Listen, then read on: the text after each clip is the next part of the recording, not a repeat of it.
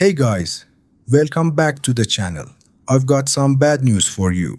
Yep, I'm going to talk a lot in this episode too. There are still some really important parts of the game left, and if you're new, they definitely need some explanation.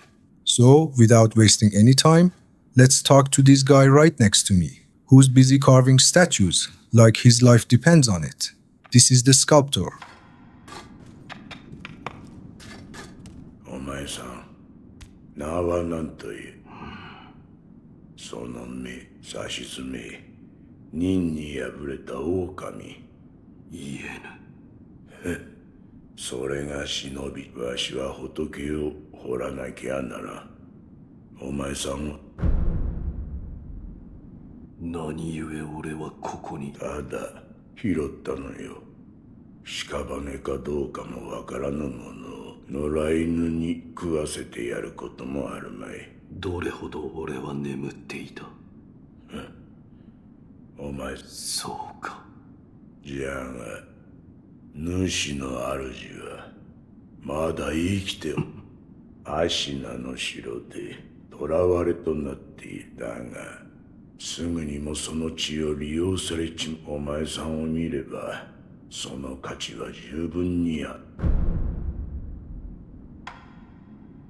この左腕、俺に何をした。そいつは忍び技師石腕の狼にはおあつらえ向きの仏を掘るには無用でな。お前さんにくれてやる。忍び技師。そいつはただ失った腕を任具を見つけたらわしのところに持ってくるがいい。任具だと。察しがいいな。任具を持ってきたら忍び義手に仕込んでやる。そうすりゃその義手のありがたみが、喋りすぎたな。いい気な。巫女様の血が利用されるとはどういうことだ。わしも詳しいことなど知らん。ただ流院、そう呼ばれる特別な血があるという主の主はそれを持っておる。それゆえ巫女付け狙われる。お前さんの体が妙なことになっておる。お前さんもそうじゃが、この荒れ寺にはおかしな客がまあまあ訪れる。寺を出て右手の広場にもそうした者が一人を妙なことになっておる者同士気が合うかもしれんな。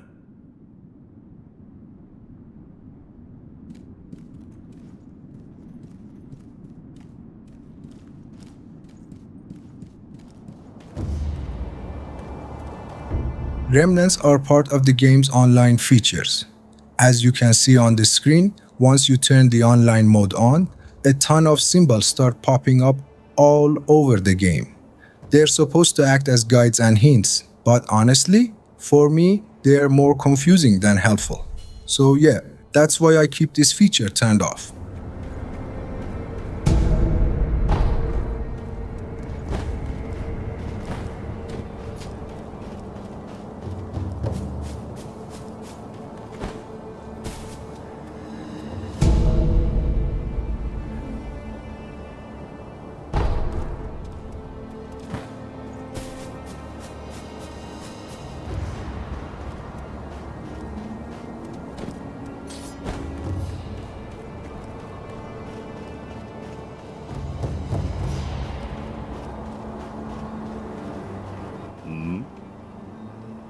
そこもと名は、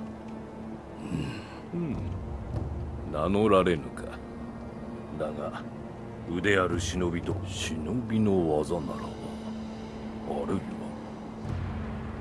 そこもとよ。ぜひそれがしと立ち会ってもらおう。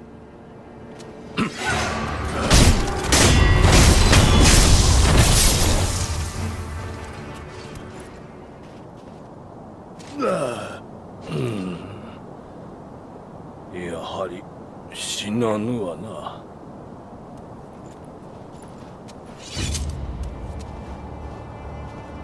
底本の立ち筋、見事なものであった。それがしをかように従前。お主は何だ。死なず、あるいは虫つきと呼ぶ者もおるな。死ねぬので、ただ底本はこのような荒れ寺でな。随分と眉間に。底本よ、それがしを使い刀のお主の使命を果たすために死ねぬ体ゆえ幾度でもどうじゃ。承知した。よし、ではやろう。刀を振らば気も紛れるというもの。 Hanbei acts as your training partner in the game. If you want, you can definitely practice with him for a while. But, and this part really matters, don't overdo it, and don't get used to his moveset. Every enemy in the game has its own patterns, and they're definitely not going to fight you the same way Hanbei does. 底本よ、この社には行き場を失った者が集うようだ。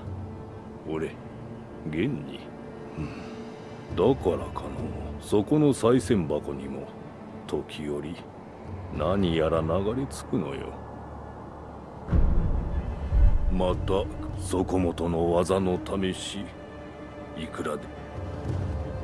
In our walkthrough, we won't really need this box, because we're going to collect every important item in the game anyway. However, there are a few limited items in the game, and if you happen to miss them during normal progression, they end up inside this box. So in that case, you can always come back here and grab them from it.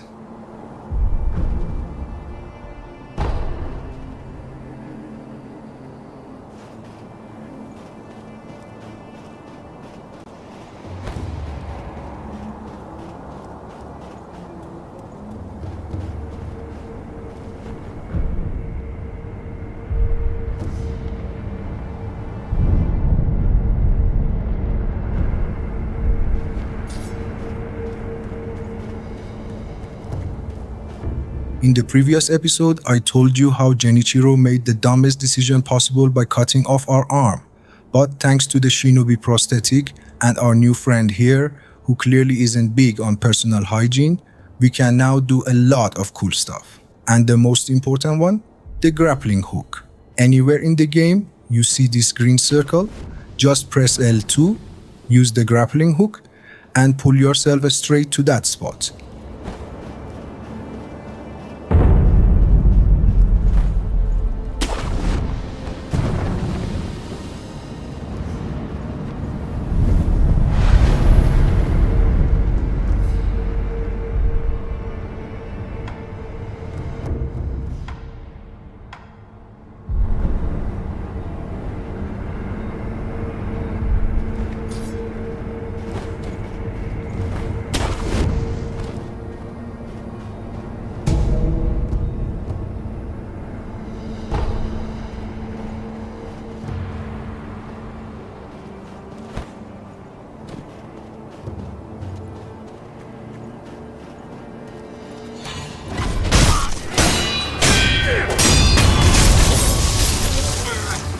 After defeating any enemy in the game, you'll get money and a bunch of items dropped on the ground.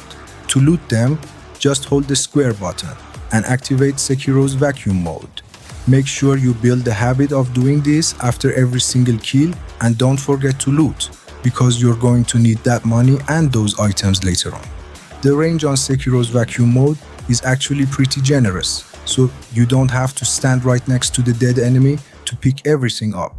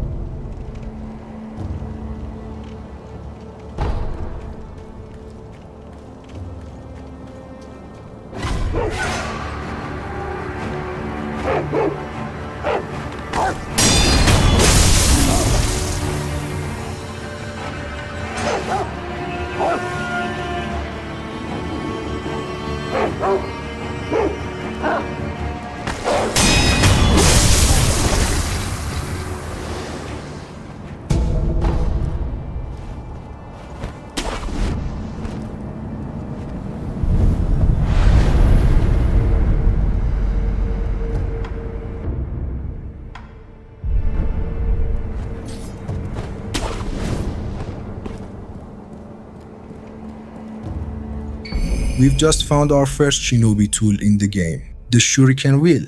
Just like the Sculptor told us, whenever we find a Shinobi tool, we need to bring it back to him so he can fit it onto our Shinobi prosthetic arm.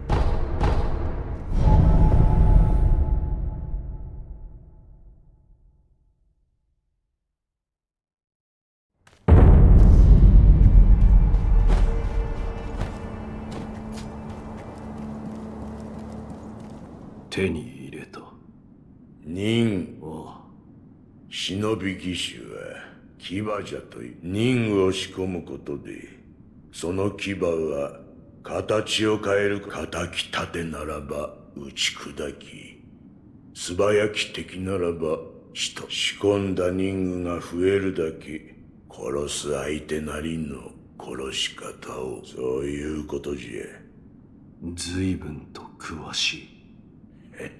いかんないつまでも血生臭いことを言うておるからどれ貸してみろわしが忍具を仕込んでやろう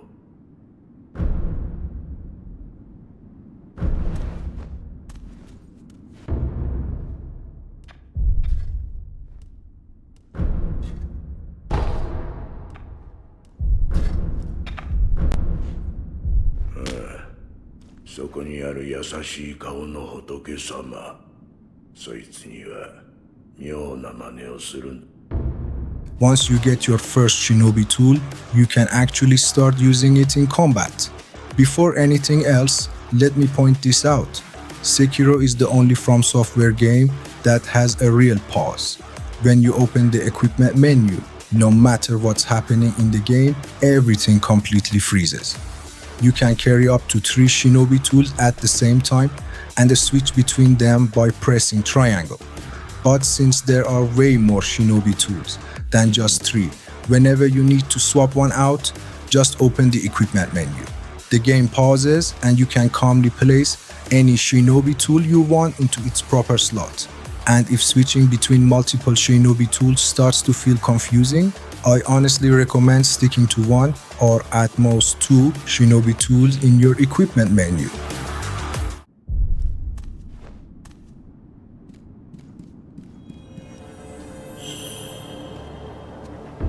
To use Shinobi tools and even some skills and actions in the game, you'll need Spirit Emblems. In Sekiro, Spirit Emblems basically work like silver bullets, or even focus points, if you want to think of it that way. After defeating enemies, there's a pretty good chance you'll automatically get Spirit Emblems from them. The stronger the enemy, the more Spirit Emblems you are likely to get. But keep in mind, there's no 100% guarantee. It's still based on drop chance. When it comes to mini-bosses though, defeating them will completely refill your maximum Spirit Emblems. Right now, we can hold up to 15 Spirit Emblems for using Shinobi tools and a bunch of other actions. By the end of the game, that number goes up to 20. You can buy Spirit Emblems from the Sculptor's idle menu. But honestly, I strongly recommend never doing that. You'll need your money for way more important things later on. And if you play even half decently, the game throws so many Spirit Emblems at you that you'll basically never need to buy them.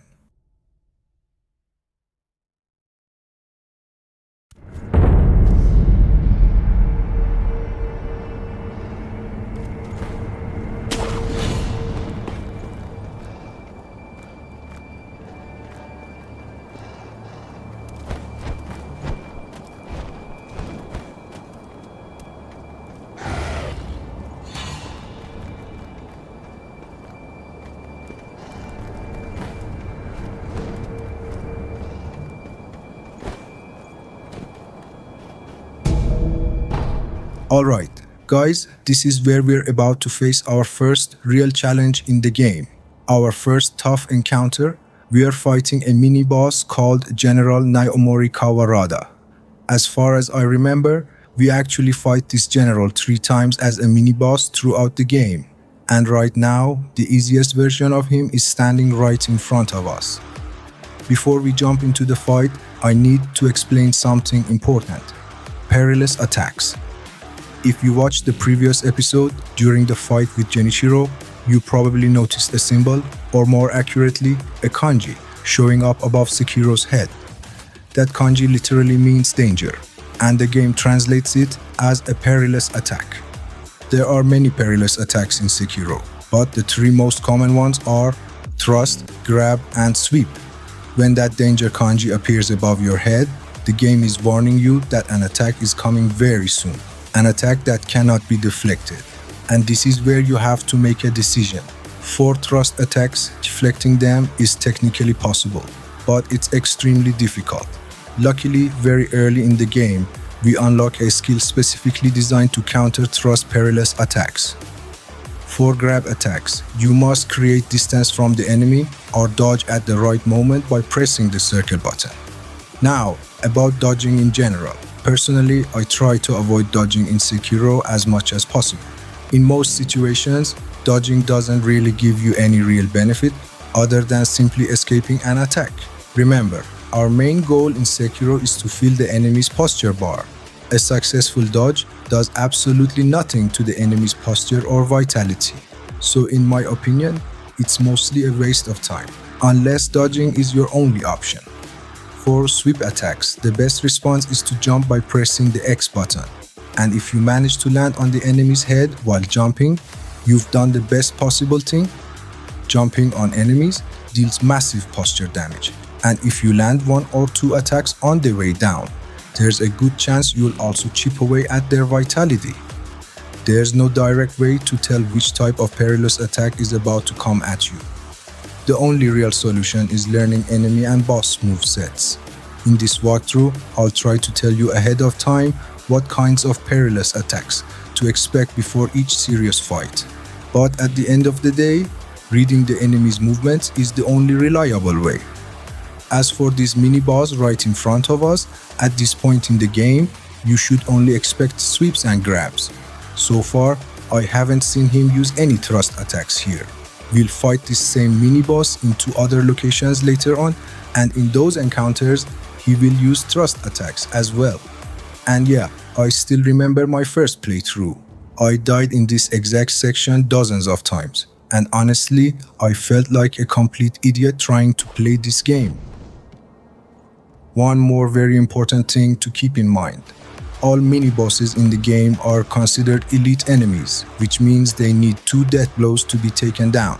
Now, here's the good news. For most of them, you can land the first death blow using stealth and only fight them properly for the second one. But please, don't be naive and think you can land both death blows through stealth. The moment you perform the first death blow, if you back off and their aggro resets, that first red death blow marker you took with stealth comes back. So remember this rule: 1 death blow through stealth and the second one only through combat and breaking their posture.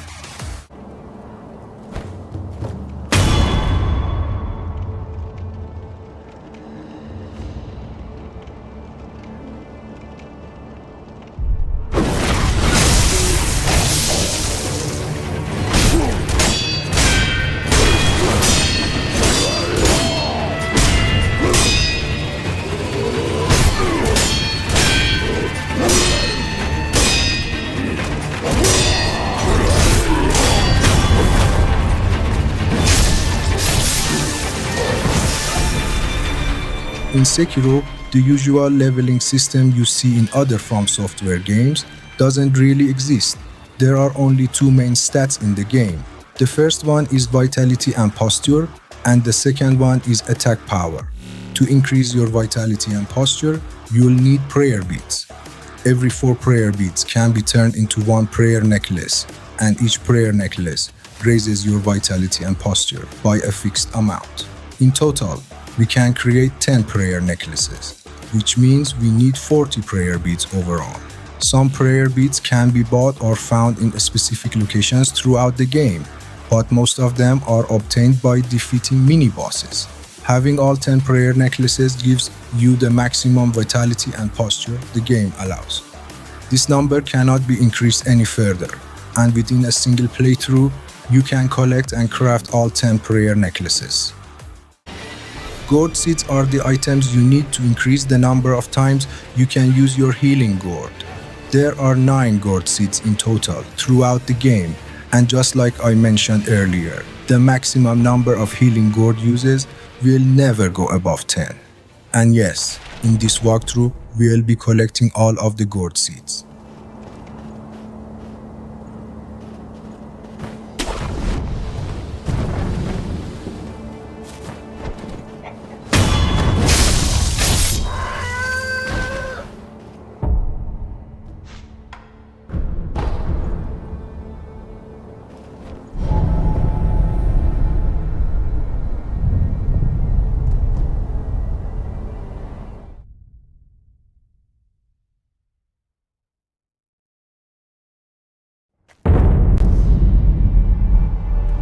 Among all From Software games, Lady Emma, and I mean Lady Emma, not just Emma, is hands down the best From Software's maiden archetype they've ever created. She's the definition of perfection. Beautiful, intelligent, polite, noble, and on top of all that, she's a doctor. And where I come from, doctors hold an incredibly high status, sometimes even higher than a lover. We even have an old famous song that goes like this. Tonight is a moonlit night, I want my love. If my love is asleep, bring me my doctor. And no, that's not a joke. But Lady Emma doesn't stop there. She can also throw hands. So if you ever manage to make her angry, you're definitely going to regret it. I don't know how old you are, but I'm old enough to say this. My definition of a perfect woman is very different from the new generations. And honestly, even in my dreams, I can't imagine anyone coming close to Lady Emma. In this walkthrough, we usually skip most character dialogues because the Japanese voice lines are painfully slow. But Lady Emma is the exception. She can talk as slowly as she wants. We listen to every single word she says, and we take her words as guidance, not just for the game, but maybe for life as well. 誠に息を吹き返したのですね。流因の力、この目でしかと見ることになるとは。何者だ？エマと言います。猿お方に仕える薬師です。猿お方とは？すみませぬが、主の命にて明かせません。ただ、あなたを助けよと。そう仰せつかっています。信用しろとは言いません。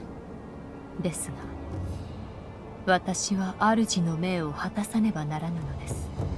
あなたが持っている薬水のひょうたん、それはもともと私が作り上げたものです。薬師として助けとなりましょう。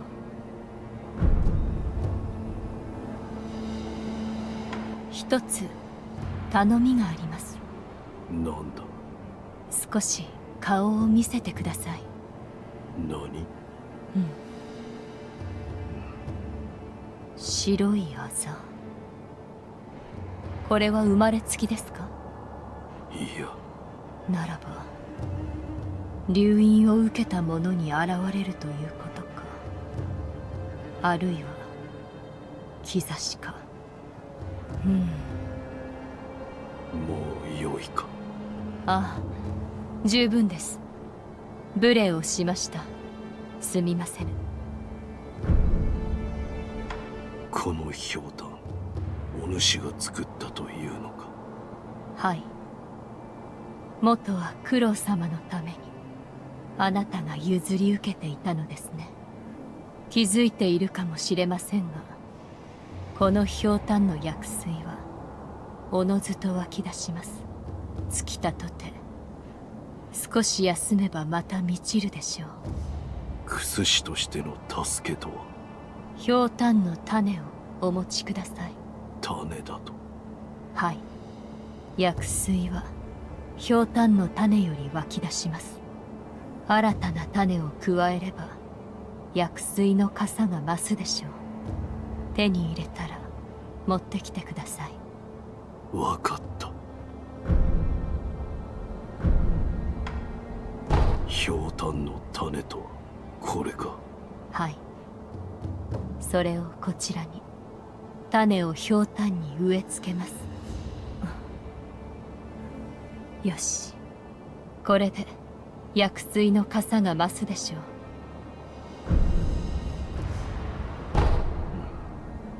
妙な薬だ。妙ですか。うん。悪い気はしません。貢献があれば奇妙と思うことでも勇んですべし。それが我が師道元の教えですので。そうか。ひょうたんの種を見つけたならばまた持ってきてください。薬水のかさ増しをしましょう。ではまた。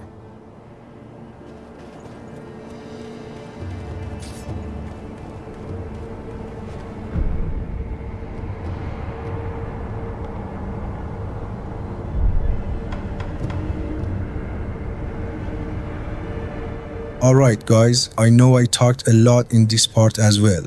But remember, I promised that from episode 3 onward, you'll hear less of my voice and get a lot more gameplay instead. So until the next episode, take care of yourselves and I'll see you very soon.